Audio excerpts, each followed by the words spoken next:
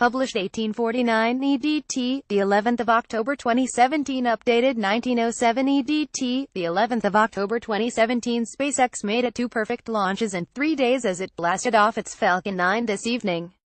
On Monday, SpaceX launched 10 satellites to bolster the global data communications network for Virginia-based company, Iridium.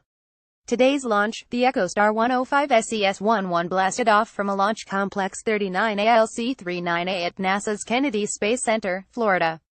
Scroll down for video. The EchoStar 105 SES-11 blasted off from a Launch Complex 39ALC-39A at NASA's Kennedy Space Center, Florida. Its satellite was due to be deployed approximately 36 minutes after liftoff. It's the third time SpaceX has used one of its landed boosters for a second flight. Falcon 9's first stage for the EchoStar 105 SES-11 mission previously supported SpaceX 10th resupply mission to the International Space Station CRS-10 in February of this year. Following stage separation, Falcon 9's first stage landed on the Of Course I Still Love You drone ship, stationed in the Atlantic Ocean.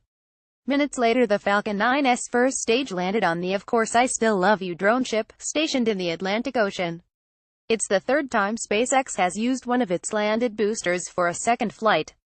Falcon 9's first stage for the EchoStar 105 SES-11 mission previously supported SpaceX 10th resupply mission to the International Space Station CRS-10 in February of this year.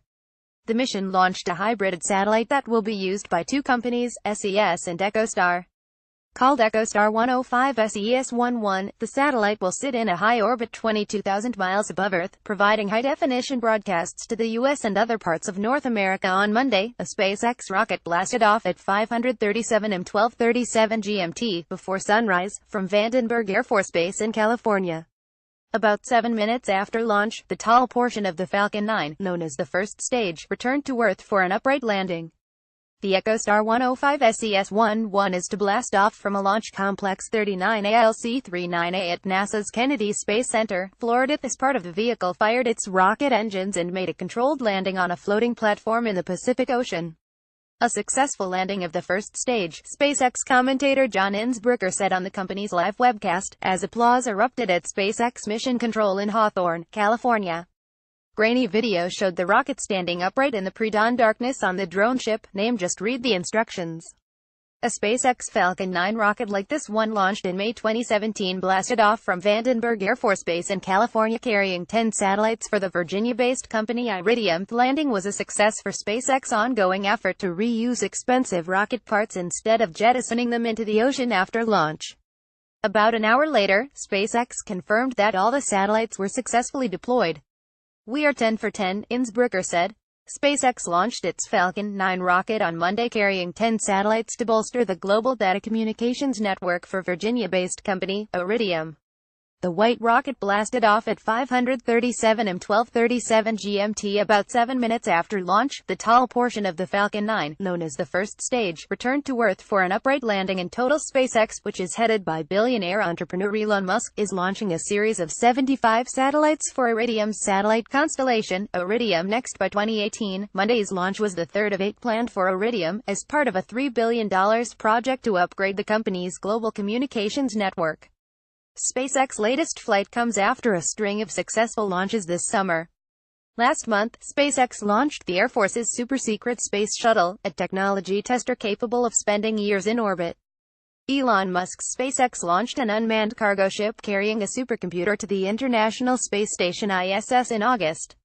The supercomputer is hoped to help direct astronauts on future deep space missions. The Dragon was packed with 6,400 pounds, 2,900 kilograms of supplies, including a sophisticated supercomputer made by Hewlett-Packard Enterprise HPE, called the Spaceburn computer. The goal is to test the Spaceburn computer for 1 year to see if it can operate in the harsh conditions of space. The goal of the mission is to test the Spaceburn computer rendering pictured for 1 year to see if it can operate in the harsh conditions of space, about the same amount of time as it would take for astronauts to arrive at Mars. This is about the same amount of time as it would take for astronauts to arrive at Mars. As astronauts travel millions of miles away, communications will become increasingly delayed. Messages from Mars to Earth would be delayed from between 4 minutes to 24 minutes one way, depending on the distance between the planets. According to the European Space Agency, supercomputers will be key to directing deep space missions as astronauts become less reliant on instructions from ground control. The unmanned Falcon rocket blasted off from Florida's Kennedy Space Center, as schools and businesses boarded up for Hurricane Irma.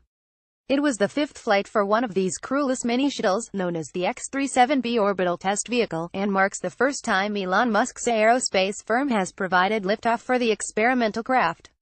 And, in August, a Spacex capsule rocketed to the International Space Station on Monday, carrying a supercomputer, tons of science research, plus ice cream. As has become customary on these cargo flights, SpaceX landed its leftover booster back at Cape Canaveral shortly after liftoff, a key to its long-term effort to recycle rockets and reduce costs.